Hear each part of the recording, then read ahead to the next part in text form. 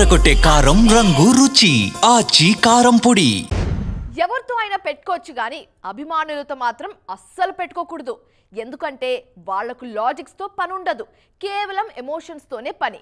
తమ హీరోని గాని ఆయన సినిమాను గాని ఏమైనా అంటే ఇక వాళ్ళను ఆపడం ఎవరి తరం కాదు. తాజాగా ఓజీపై కమెంట్ చేసిన ఓ కన్నడ దర్శకుడిపై పవన్ ఫ్యాన్స్ ఇలాగే రెచ్చిపోతున్నారు. మరి ఏంటి ఆ మ్యాటర్?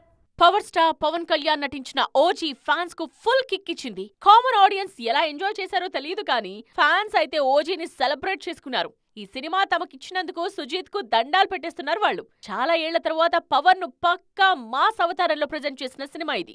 ఓజీని కేవలం సినిమాలా కాకుండా ఎమోషనల్ గా ఫీల్ అవుతున్నారు ఫ్యాన్స్. దాన్నేమైనా అంటే అస్సలు తీసుకోలేకపోతున్నారు. ఇలాంటి టైంలో ఓజీపై కన్నడ దర్శకుడు ఆర్ చంద్రు ఓ ఇంటర్వ్యూలో చేసిన కొన్ని కామెంట్స్ ఇప్పుడు వైరల్ అవుతున్నాయి. తాను 2023లో రూపొందించిన కబ్జా చిత్రాన్ని స్ఫూర్తిగా తీసుకుని ఓజీని తెరకెక్కించారని చెప్తున్నారు.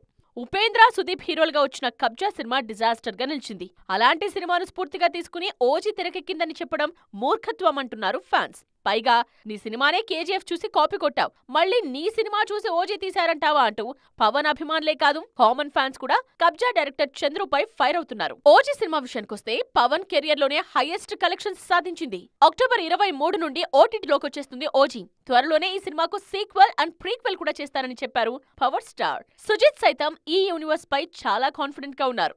మొత్తానికి ఈ కామెంట్స్ తో ఓజీ మరోసారి ట్రెండింగ్ లోకి వచ్చేసింది.